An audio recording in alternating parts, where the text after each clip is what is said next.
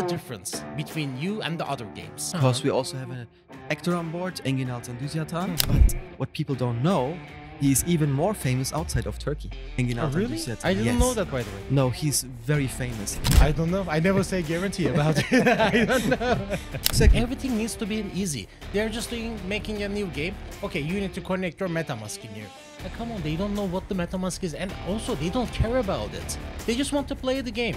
Where you're just making everything really tough. Just make it easy.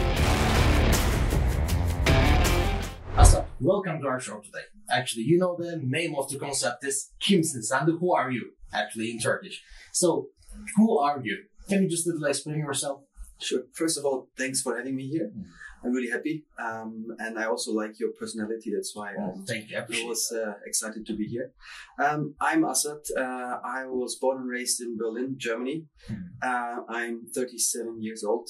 I feel old, but I'm not sure. 37? Like, no, you're not looking 37. Yeah, but I can guarantee that. in the crypto space, people are so young. So that's why it's a little issue for me, but Yeah, probably. it's okay. Actually, I studied private university, information science for business. So I'm in business and I'm also developer. So I got to know to both sides, let's say. That's great. And then actually we moved a lot in Germany to different places because my father was an IT consultant. So we were moving a lot. I had to get into new friends like all the time.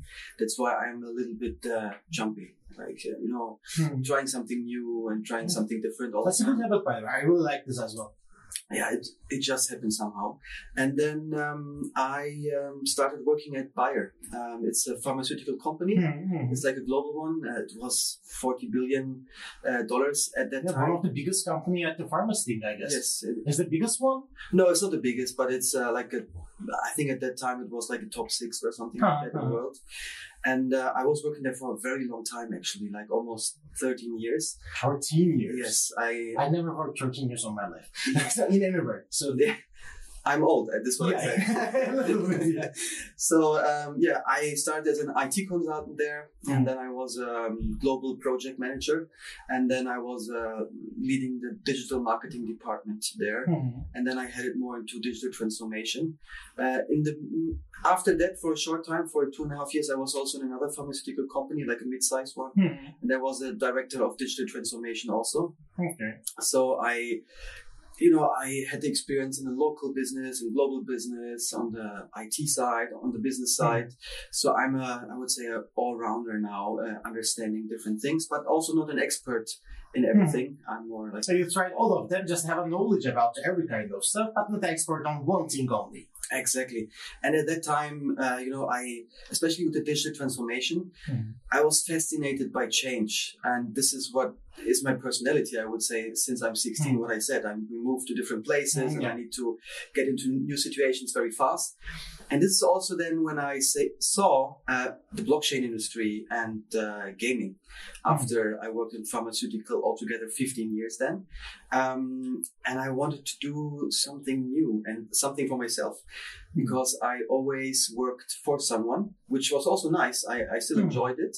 But I wanted to do something by myself. And I wanted not to miss a very big opportunity I saw. And this is that blockchain will disrupt certain industries. Yeah. And I was very bullish on the gaming industry.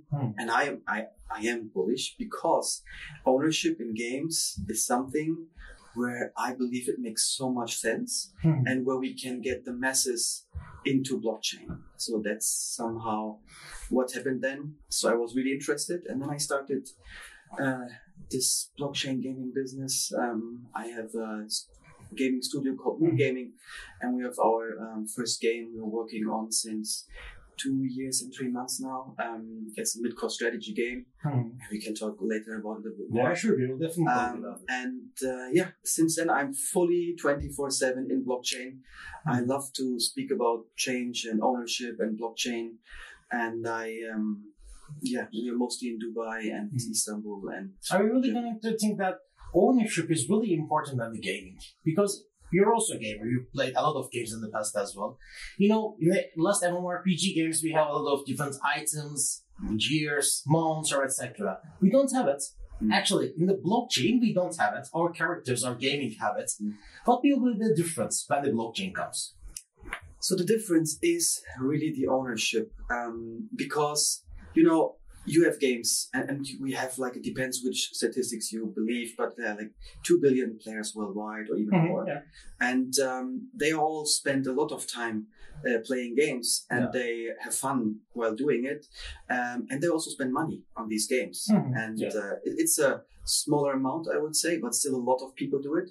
And now just imagine you have the same experience with a very good game where you have fun and you spend money and time, but you can own everything in the game. And I mean, how long do people really play games? They but play what is the ownership meaning? For example, just think about it. I'm just buying an NFT sword in some of the game. Okay, I own it. I can sell it anytime, no problem. But when the game collapses, my NFT will go. So there is no. It's true. I mean, actually about it. They're different concepts. They're like fully on-chain games where even if the game collapses, someone else can revive the game and start from there, because it's fully on-chain. All data is on-chain. All items on-chain. Open source. Yes, it's open source in the blockchain. So anyone can revive it and do it again. Theoretically. So this would be theoretically, it's okay. This would be like the full version of ownership, I would say, right? I think this is something where we come later in this. We need to travel somewhere, and it takes some time, and we will be there at a certain time. But for now, blockchains are still too slow for putting everything on chain. If you have like 1 million players and everything is on chain, there will be so much actions. It makes no sense at the moment. So that's why we have exactly. A step in between where ownership means that you really own it. As long as the game is there, you own it. And even if the company, the gaming company says, I don't want you to have you in the game anymore, so you're banned, your items are still on the blockchain with you. Makes sense. So you can still sell them on an open marketplace for any money someone wants to give you, right? So it's one more step to freedom or to real ownership compared to other games you have right now.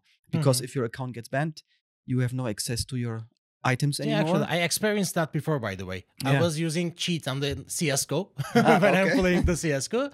I just get banned afterwards, and all my inventory just locked afterwards. I cannot sell anything. Exactly. And I think there are different steps of real ownership. And there, you know, there's another edition, which would be the IP rights of this item, where can I do marketing with this item I have? Yes or no? There are some projects they say, okay, you can do it. Some projects they say, no, it's still, the IP is still ours, right? So there are different versions, and there will be always different versions, which is fine. But it's one step more to freedom and real ownership. And the interesting thing is, what a lot of people don't see, that this whole ownership topic in the West is still like a little bit, we don't know. But if you go to the east of the world and you see countries where they had communism in the past, there was no ownership in communism, right? Yeah. So, and they are much more into this, right? And there are a lot of countries like, for example, South Korea now, like big gaming studios, they are already working on their real ownership Web3 games. Like there are 2 steps further, I would say, to the West. But if we go to the blockchain conference and everywhere, we always have our eyes to the West somehow, right? But I think in the East, this is the interesting part right now, and the West will be a little bit later. Yeah, it could be actually. Just about there, the thoughts of the communism part are also, that's also very important. I'm just thinking about, okay, now we are thinking, this blockchain thing for the gamers is really important. Okay, they have the ownership. Maybe the rules are going maybe lower on that part. But why we are not seeing that adoption yet? It's very usual. So I need to come back to my background in digital transformation and change management. So what we have at the moment is called a platform shift. We had it in the past with games coming to free to play. Like I think 15 years ago, there was no free to play games. Yeah, there was not. After the Riot games, that will change that a little. It came, and then while this was introduced, everyone said it will not work. Free to play will not work, right? It was the same with Facebook games. Before they started, people said it will not work. And it was always a platform shift. Something new happened. Something new revenue model, new device, whatsoever. And it's the same now. Now we have blockchain technology where you have decentralized items or whatever you put on there. And this is a platform shift and a change management for everyone, because it's not easy to understand what a big change will do and where the benefits are. I mean, when the first apps came out on the mobile stores, there was like a drinking app. I can still remember. It's an app, you drink, and it simulates how you drink. It makes no sense, right? But these were the first apps. And after that, the utility There was also came. candles. When you're just blowing on the microphone, it will just go down. Exactly. So there was no real utility behind it, right? And I think this is also what we saw some years ago with blockchain games. Like there was no good utility, or just it was, click to play. Every maybe 5 days, stupid 5 games. hours, just people wanted to make fast money, and this is what happens in new industries, because people always find some way to trick or to do something strange, right? And this will mature over time. You know, there's this hype cycle where we are probably at the top maybe now, and then it will go down, and then people will realize, now good games come on the market and other utilities and blockchain, and then also the big companies come more in, and then the revenue is there and the profit, and then it gets more into mainstream. And this is a very usual change management process. Like people need time to understand what's happening, and people need to test out things. Technology needs to evolve. I mean, if you go back with all the wallets and all the technology you need to use to start a game like 3 years ago, it was crazy. Now we already have some good solutions. Like we have the Passport wallet from Immutable, for example. You can just connect with your socials. And then these are the really change the adoption part, actually. Exactly. Everything needs to be easy. They're just making a new game. Okay, you need to connect your MetaMask in here. Like, come on, they don't know what the MetaMask is, and also they don't care about it. They just want to play the game. Where you're just making everything really tough. Exactly. Just make it easy. Just connect with your socials, Google, email, or just click to play. After that, when he wants to withdraw money, he can create a wallet. That should be a first step, maybe. That could be a last one. Yeah, exactly. And I fully believe in this ownership. And there's one story. It's not directly connected, but somehow to understand how people think or behave. So there's the story of if you travel, you have your suitcase, right? Like until the 1970s, there was no tires on the suitcases. I didn't know that. Yes, and people were wearing it because it was very masculine. It was like, I'm a man, I will wear it. It's great. But in these days also there is a slavery. Maybe that could be also... This is a different topic. I don't know if you want to go too close, too deep into that. But no, like this was the case. And then someone invented that there are suitcases with tires. And from that time, everyone used it because it was convenient. Convenient. But if you would have asked people before, would you use it? They would say, no, I'm very manly, It's the same with blockchain gaming, with ownership. They don't know what they need, actually. Exactly. This is the problem. They don't know what they need, or maybe they don't understand this change. Because sometimes, especially at the beginning, it's in the blockchain technology, the main drivers were these tech geeks, right? This very deep tech blockchain guys. They want to change the world and have decentralization. And just think about Vitalik. Exactly. He's the main guy. Exactly. Doing that. So this was the beginning. And how should someone follow who is not in tech, which are most people worldwide, probably, right? And then if ownership is there and you have the good games and they understand, I have additional benefit anytime I can sell my items and then go to next game and spend my money again without losing it. Right? So this is what people will realize after 2 or 3 years, when you have all these good games with ownership. And this will be the same analogy. That's why I'm saying it with the tires in the suitcases. Now everyone thinks, why would you not have it? It's very stupid not to have the tires, right? And the same will be with ownership in games. I'm convinced. But it's also a problem on the gaming part. Okay, we are just talking about the blockchain gaming is good for the users. Okay. But just think about the gaming side. You're a gaming studio. You also have games. Just think about, I am playing your game, but anytime I can leave your game. I can sell everything. I don't have boundaries with you. This is also a problem for the gaming part. It's not a problem because in a Web 2 game, you can also do it.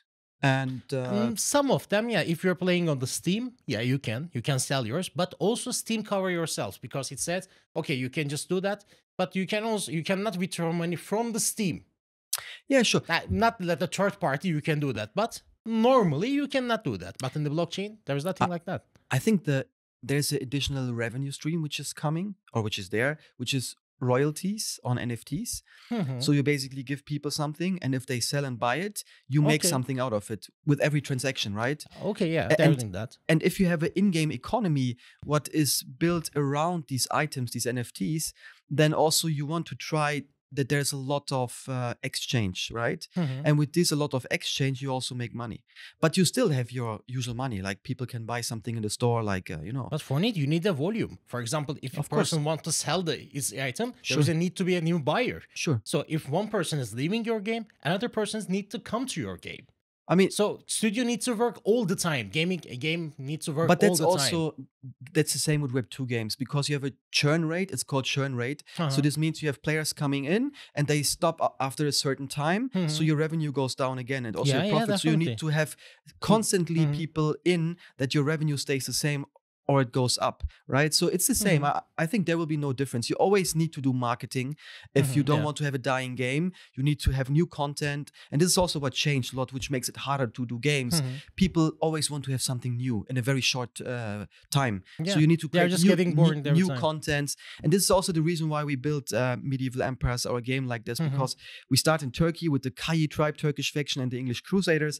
And then based on user interest, we can open new lands. Let's say there's someone from China who wants to join the game and fight against the others. We will introduce a Chinese army in the game and you can buy land in China.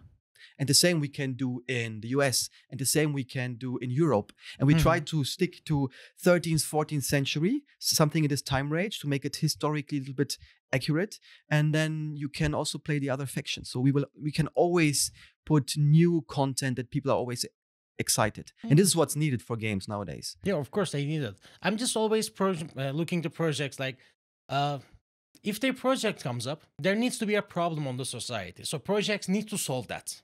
I'm just thinking everything like that. So what is the medieval empire solving right now in the gaming part? What is the difference between you and the other games? I think we have our own IP we are building from the beginning because we also have an actor on board, Engin Altan Düzyatan. He's like very famous in Turkey, but what people don't know, he is even more famous outside of Turkey. Like in Pakistan, I would say everyone from 3-year-old to 99-year-old knows actually Engin Altan Really? Düzyatan. I didn't Yes. know that, by the way. No, he's very famous. It's not only there. Like I would say he's maybe the second biggest actor in the Muslim world right now. Really? Yes. Like also if you go to Indonesia or to North African countries or to Saudi Arabia, I was just there on a pitch competition where we were in the finals of the Leap conference. And we had a booth there and there were a lot of Saudi young people coming and they saw this actor and they all said, "Oh, this is great. Is it coming to Saudi, this game?" I said, "Yeah, it's a global game." And they were all like very happy. They all knew him.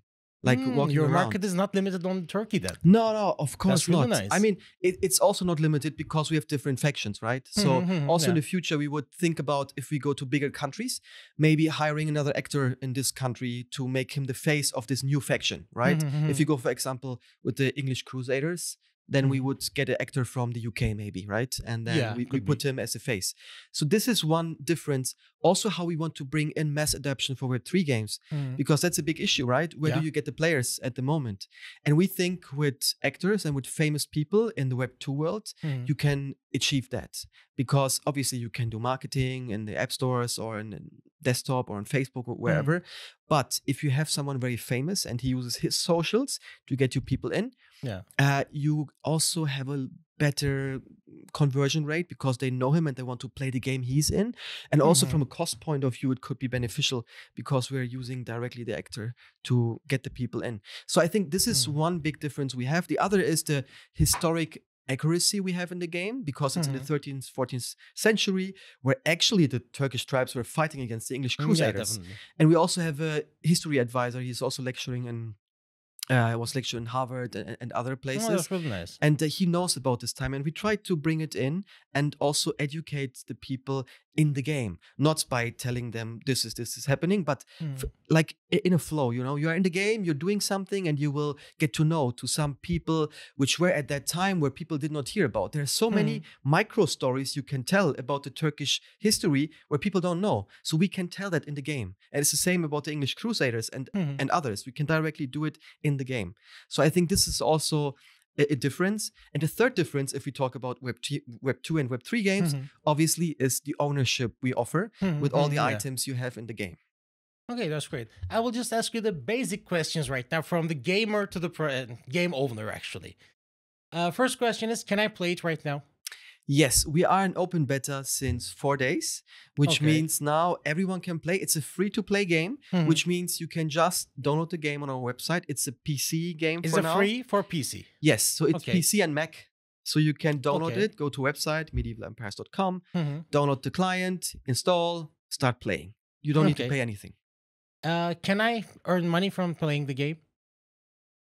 Earning money. So that's this is maybe the thumbnail of the gaming part in the crypto. To be honest, now's the question: who is your target group you're talking to, and what do you want to achieve? The first goal I have in my gaming studio is I want to build a very good game. Okay, so this is the first goal: a very good game where people enjoy playing this game. Okay, that's also really important. That's the really first point. Second point is I want to integrate ownership because I believe this will disrupt the industry. Okay. And if we talk about ownership, can you make money? Potentially, yes. Because if you early in or also later in and you have some items which are dropped at a certain time and they will be never produced again, it's just like in other games. Like there's a certain limitation of some collections and you have it, and then later players come in and they really like the game and they want to buy it from you for a higher price than you paid. You can make money with it. But I also have to say we are not this typical click to play, I just play every day and I earn a lot of money game, because it makes no sense. Like games who operate like that, they will probably not survive very long because the in-game economy cannot work like that. That everyone is earning every day, all the time. Like this makes no sense, right? In a game. They this need to collect maybe selective drops for the bosses or games, tournaments, or etc. We have weekly tournaments at the moment, right? So weekly tournaments, it will always be resetted to 0. Is it for the leaderboard? Yes, it's a leaderboard. In the game, you can directly see which place you are. There will be an extra question for that. If I can pay extra for playing the games, for the in-game shop or maybe etc., can I take an advantage on the game? This is a really important one. So because otherwise the leaderboard can be manipulated after that. No. There is a certain small amount where you maybe can do, but we have a very good game design director. He worked like 15 years in big gaming studios only on in-game economies. So he makes sure that everything is balanced, right? So not the pay-to-win game. It's not, I mean, there is a certain way where you can be a little bit faster than the others at certain things, but you can never be, at the end, if you reach some level, you cannot be stronger than the others. You can just be faster for a certain time.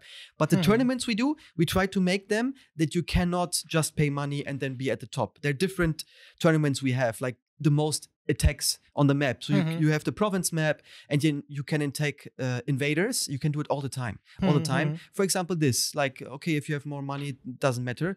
You need to spend more time to attack them. Something like that. So we try that needs to be there. Also important because the gaming part is most of the gamers, or maybe all of the gamers, just hating the pay-to-win games. Because that's to make the difference. Talent is also need to be important. I heard that a lot.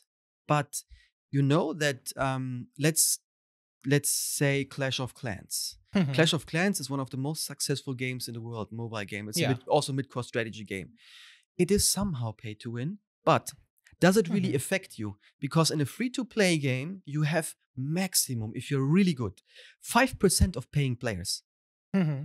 So this means if you are somewhere in this game, 95% of all your neighbors, they don't pay anything.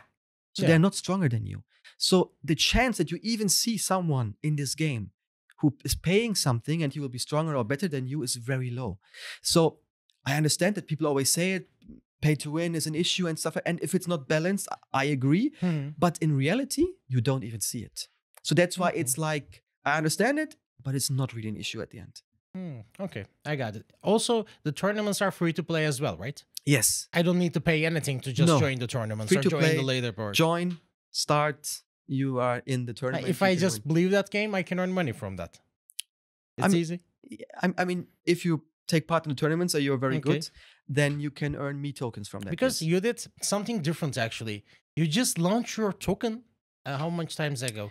How much years ago? 1 year and 4 months now, I think. Okay, 1.5 years. I'm just saying, and you didn't launch your game yet. Yes. It's a very different strategy. Most of the time, they are just making their own, for example, game first, launch their beta first, and afterwards, certain amount of time, they are just doing their token afterwards. You made it first. Why? I don't think it's very unique, actually. We have a lot of friend games. They started like that. But they're just going down already. Yeah, of course. They're just scamming the people. Most of them. I'm not telling about your friends. Yeah. I'm just talking in general. The most of them. No, of course. I mean, there are some projects which do bad stuff, but there are also a lot of good projects which started before they had some game. And I think this is the beauty also, again, of blockchain gaming, because it enables players to be part of a journey of a gaming studio from the beginning. Because of course, I can make money maybe if I'm in the game and I have items, but I can also have some kind of shares. It's not shares, right? But I have something from the company which goes up in value if they are successful. And if I believe in someone, I can be part of this whole journey from the beginning to it gets successful or it gets not successful. That's always the case. And with that blockchain technology and with launchpads and all of that, gaming studios are not now able to raise money in a more easy way to build good games after that. Where you need to go before to big VCs or something like that, you can do something like crowdfunding in crypto, right? And you can get the money, which can be used for bad stuff, obviously. So there are good and bad sides about it, but this is now more and more regulated. I also heard that in Turkey now with this new regulation, there will be something with launchpads. They need to be registered, for example, and stuff like that. So that's why this will also change, right? And I think it's good. I mean, we all love decentralization and to do what we want to do, but if you want to protect people and users, there needs to be some regulation, I think. And we need some. With that in place, I think it's a very good way. And this is also what we used actually to have money to really build a good game. Yeah, that's really important because Turkey market is really huge in general. In the crypto market is also huge in Turkey, but also gaming is really also important in Turkey. Maybe the FPS games, strategy games. Clash of Clans has a really good numbers of players in the Turkey, and there's one card game actually, like the same company. What was that? Clash of Clans, not. What was it? The card game? I'm also not sure. But yeah, I mean... But that's really important. Everyone is playing them. The mobile games are really important. When is your plan to just publish it on the mobile as well? So... If that's really important. My CPO would tell me now, don't give exact dates. Okay, just give me an approximate. But I mean, we plan to have a first MVP version end of the year. Still a lot of time. I mean, it's a lot of time, but also not. Like this is what I experienced now the last 2 years and 3 months. Now, like it's already more than 2 years we're building this, which is very usual because I would call it a more qualitative game, and the people behind it, like our CPO, CTO, game design director, our art director, they are all from big gaming studios, from King, from Huge, from Disney. So they know how to build games and it takes some time, right? We started actually with the desktop version in terms of risk management because we didn't know 2 years and 3 months ago, what will Google and Apple say if we put an NFT game or a Web3 game in the app stores? Yeah. And that's why we wanted to make sure, okay, let's start with desktop version because it's easier, right? And because we can self-publish, we can just on our website, people can download it and no one can do anything about it, right? Yeah. And then we saw now that it's getting better now. Google is now accepting and Apple is also on the way. They're doing some tests with Axie Infinity. And I think we will see in a year or so, we will see that it's easy to do it. And we want to be ready when the regulation for mobile games and Web3 is also ready. That's actually the goal. That's great. And that's why first date would be like end of the year with the MVP version. That's great. I want to just ask you a final question about the game, about the earning part. Just think about it. I'm a average player for gaming, and I want to join your tournaments. What is the approximate money can I earn in a monthly basis? If I'm just playing little more than the normal. I was just asking about your price limits or etc. I don't know anything about it. It's hard to say. Why? Because your monthly pool will be normally. Yeah, but you need to win the tournaments, and you probably will not win every tournament, right? There's only prize for the winner, or maybe second place, third place. Yeah, for top 10, top 5. Okay, I will just it think depends. I will be at the top 10, for example. It's very hard to say. Just give me an approximate number. I think we have one now which ended, which was 100,000 me token. And now you need to calculate on the current price. Oh, yeah. I don't know. I will just write it from around the near. When people see the podcast, maybe there's a different price. So it's a different, you know. So that's why if around I say 100,000 me. Yeah, this was for one example. Is a price pool? Yes, it's a price pool. Okay. But you can just go to our socials on Twitter and Telegram, and you will see we always talk about it, and we're very transparent with everything. Also, like if you want to get to know to our team, what they are doing, how they're doing stuff, we are, I would say, one of the most transparent Web3 gaming companies, because we show everything, even the process of our game, the people behind it. They talk about what they're doing. So if anyone is interested to know about anything, just come there, ask us questions. We are also happy to answer all questions. Okay, that's great. Do you have anything you want to add? Just to finalize, maybe some special, maybe spoiler for our community? Spoiler. Or maybe financial advice? I don't know. No, I never give financial advices, for sure not. But there will be maybe something happening in July, August, something bigger. Okay. So we planned some good stuff, let's say, for the community. There will be also new functionalities until then, and more the NFT part, I would say, which will come into game. Until now, it's like a land you can buy as NFT, but there will be new NFTs also in the game. Then we will do some cool actions where everyone can be happy. Okay, 1 month, 1.5 months, maybe 2 months maximum. You will doing a great something. Great something. Okay. And maybe you will be part of that too. I don't know. Who knows? I don't know. I never say guarantee about it. I don't know. Yeah, I mean, yeah. So I think that's it basically. So we are really keen on building a high quality game. And that's why we will also take our time. I know that the community always wants to make everything faster, and we try to do that also. But I think at the end, it's very important to deliver a good product before everything else. And this is what we stick to. That's great. Okay, I'm happy to have you in here, Assad. That was, yeah, I know you maybe more than 4 months, 5 months, maybe more than that. And we are always having a good conversation. And having you in here is also really good. Make me happy, actually. So thanks for joining me. Thank you very much for everything. Yeah, thank you. Yeah.